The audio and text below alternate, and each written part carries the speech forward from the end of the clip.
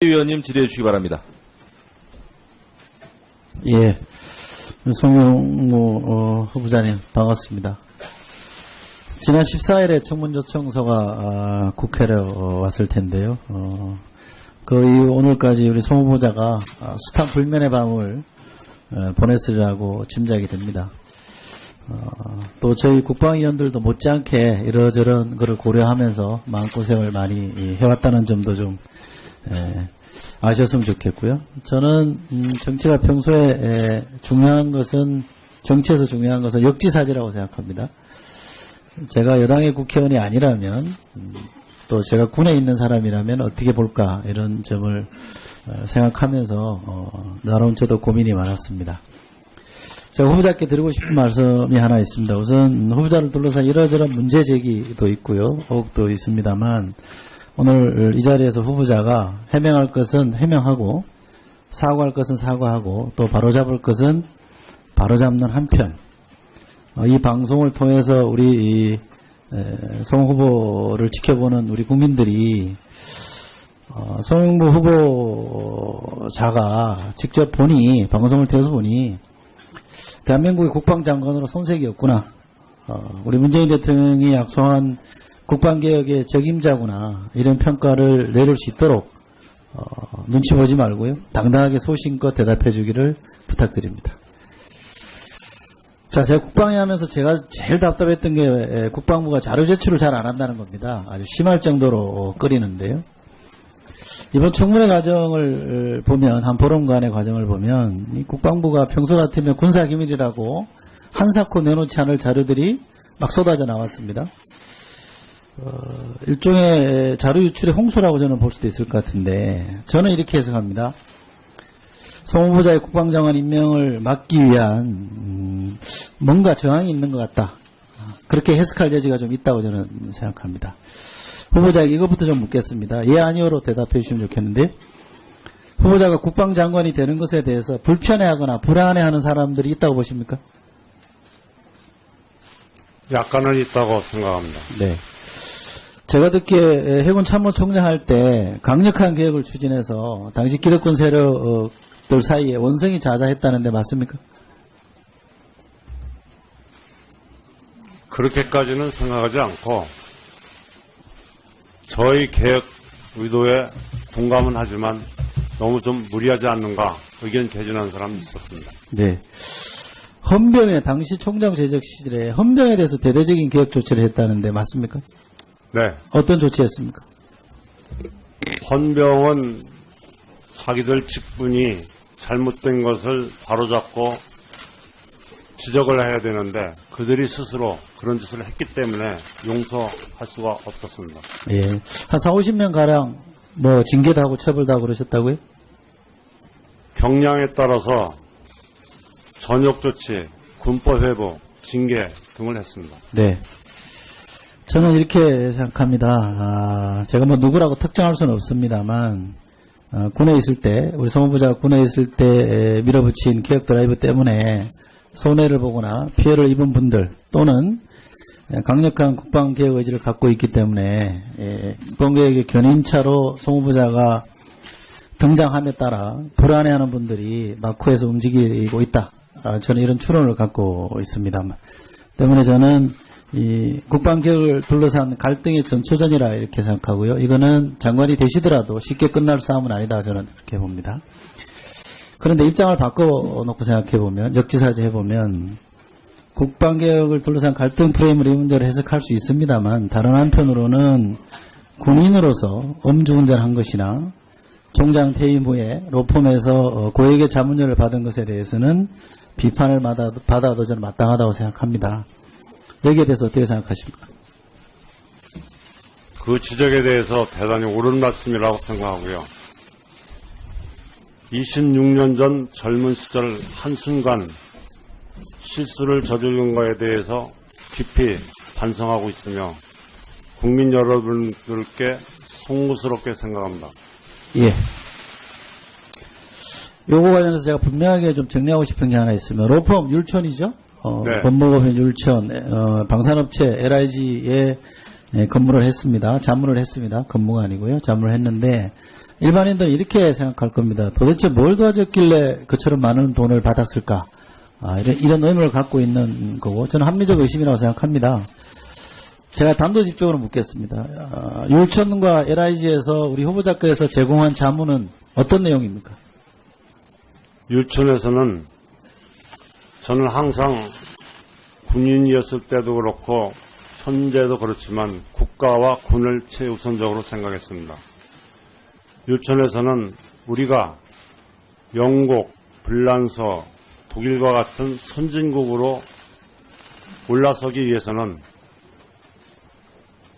우리 원천 기술을 가진 방산 수출 수입을 해야만 하는 것으로 믿고 그런 법률적 지원을 해줄 수 있는 제도를 만드는데 의견을 제시했더니 요청에 수락을 하였습니다.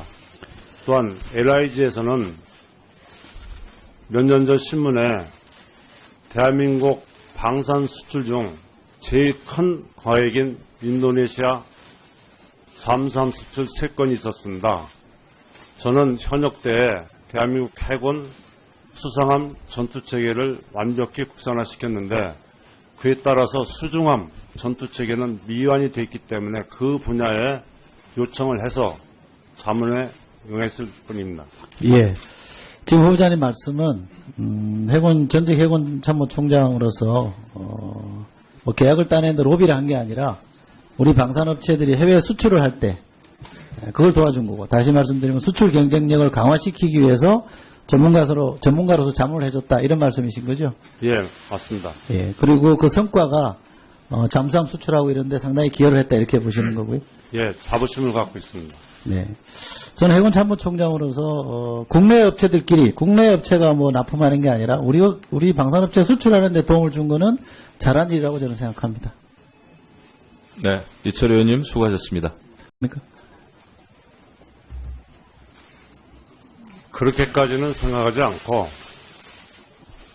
저희 계획 의도에 동감은 하지만 너무 좀 무리하지 않는가 의견 개진한 사람이 있었습니다. 네. 헌병에, 당시 총장 재적 시절에 헌병에 대해서 대대적인 개혁 조치를 했다는데 맞습니까? 네, 어떤 조치했습니까? 헌병은 자기들 직분이 잘못된 것을 바로잡고 지적을 해야 되는데 그들이 스스로 그런 짓을 했기 때문에 용서할 수가 없었습니다. 예. 한 40~50명 가량 뭐 징계도 하고 처벌도 하고 그러셨다고요? 경량에 따라서 전역 조치, 군법 회부, 징계 등을 했습니다. 네. 저는 이렇게 생각합니다. 제가 뭐 누구라고 특정할 수는 없습니다만, 군에 있을 때, 우리 성무부자가 군에 있을 때 밀어붙인 개혁 드라이브 때문에 손해를 보거나 피해를 입은 분들 또는 강력한 국방개혁 의지를 갖고 있기 때문에 국방개혁의 견인차로 성무부자가 등장함에 따라 불안해하는 분들이 막후에서 움직이고 있다. 저는 이런 추론을 갖고 있다. 제가 단도직입적으로 묻겠습니다. 율천과 LIG에서 우리 후보자께서 제공한 자문은 어떤 내용입니까? 율천에서는 저는 항상 군인이었을 때도 그렇고 현재도 그렇지만 국가와 군을 최우선적으로 생각했습니다. 율천에서는 우리가 영국, 불란서, 독일과 같은 선진국으로 올라서기 위해서는 우리 원천 기술을 가진 방산 수출 수입을 해야만 하는 것으로 믿고 그런 법률적 지원을 해줄 수 있는 제도를 만드는데 의견을 제시했더니 요청에 수락을 하였습니다. 또한 LIG에서는 몇 년 전 신문에 대한민국 방산 수출 중 제일 큰 거액인 인도네시아 삼삼 수출 3건이 있었습니다. 저는 현역 때에 대한민국 해군 수상함 전투체계를 완벽히 국산화시켰는데 그에 따라서 수중함 전투체계는 미완이 되어 있기 때문에 그 분야에 의원님 질의해 주시기 바랍니다. 예. 송영무 후보자님 반갑습니다. 지난 14일에 청문 요청서가 국회로 왔을 텐데요.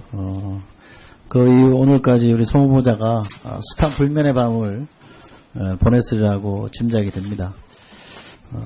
또 저희 국방위원들도 못지않게 이러저런 것을 고려하면서 마음고생을 많이 해왔다는 점도 좀 아셨으면 좋겠고요. 저는 정치가 평소에 중요한 것은, 정치에서 중요한 것은 역지사지라고 생각합니다.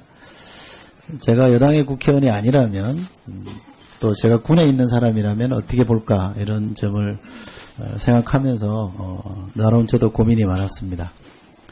제가 후보자께 드리고 싶은 말씀이 하나 있습니다. 우선 후보자를 둘러싼 이러저런 문제 제기도 있고요, 의혹도 있습니다만, 오늘 이 자리에서 후보자가 해명할 것은 해명하고, 사과할 것은 사과하고, 또 바로잡을 것은 바로잡는 한편, 이 방송을 통해서 우리 송 후보를 지켜보는 우리 국민들이 송 후보자가 직접 보니, 방송을 통해서 보니 대한민국의 국방장관으로 손색이 없구나, 우리 문재인 대통령이 약속한 국방개혁의 적임자구나, 이런 평가를 내릴 수 있도록 눈치 보지 말고요, 당당하게 소신껏 대답해 주기를 부탁드립니다. 자, 제가 국방에 하면서 제가 제일 답답했던 게 국방부가 자료 제출을 잘 안 한다는 겁니다. 아주 심할 정도로 끓이는데요. 이번 청문회 과정을 보면, 한 보름간의 과정을 보면, 이 국방부가 평소 같으면 군사기밀이라고 한사코 내놓지 않을 자료들이 막 쏟아져 나왔습니다. 일종의 자료 유출의 홍수라고 저는 볼 수도 있을 것 같은데, 저는 이렇게 해석합니다. 송 후보자의 국방장관 임명을 막기 위한 뭔가 저항이 있는 것 같다, 그렇게 해석할 여지가 좀 있다고 저는 생각합니다. 후보자에게 이것부터 좀 묻겠습니다. 예, 아니오로 대답해 주시면 좋겠는데, 후보자가 국방장관이 되는 것에 대해서 불편해하거나 불안해하는 사람들이 있다고 보십니까? 약간은 있다고 생각합니다. 네. 제가 듣기에 해군 참모총장 할 때 강력한 개혁을 추진해서 당시 기득권 세력들 사이에 원성이 자자했다는 데 말씀이 있습니다만, 때문에 저는 이 국방개혁을 둘러싼 갈등의 전초전이라 이렇게 생각하고요. 이거는 장관이 되시더라도 쉽게 끝날 싸움은 아니다, 저는 그렇게 봅니다. 그런데 입장을 바꿔놓고 생각해보면, 역지사지 해보면, 국방개혁을 둘러싼 갈등 프레임으로 이 문제를 해석할 수 있습니다만, 다른 한편으로는 군인으로서 음주운전한 것이나 총장 퇴임 후에 로펌에서 고액의 자문료를 받은 것에 대해서는 비판을 받아도 저는 마땅하다고 생각합니다. 여기에 대해서 어떻게 생각하십니까? 그 지적에 대해서 대단히 옳은 말씀이라고 생각하고요.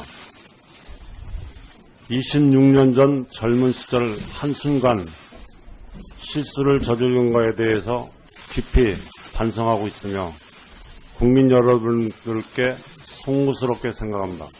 예. 요거 관련해서 제가 분명하게 좀 정리하고 싶은 게 하나 있으면, 로펌 율촌이죠? 네. 법무법인 율촌, 방산업체 LIG에 근무를 했습니다. 자문을 했습니다. 근무가 아니고요. 자문을 했는데, 일반인들은 이렇게 생각할 겁니다. 도대체 뭘 도와줬길래 그처럼 많은 돈을 받았을까? 이런 의문을 갖고 있는 거고, 저는 합리적 의심이라고 생각합니다.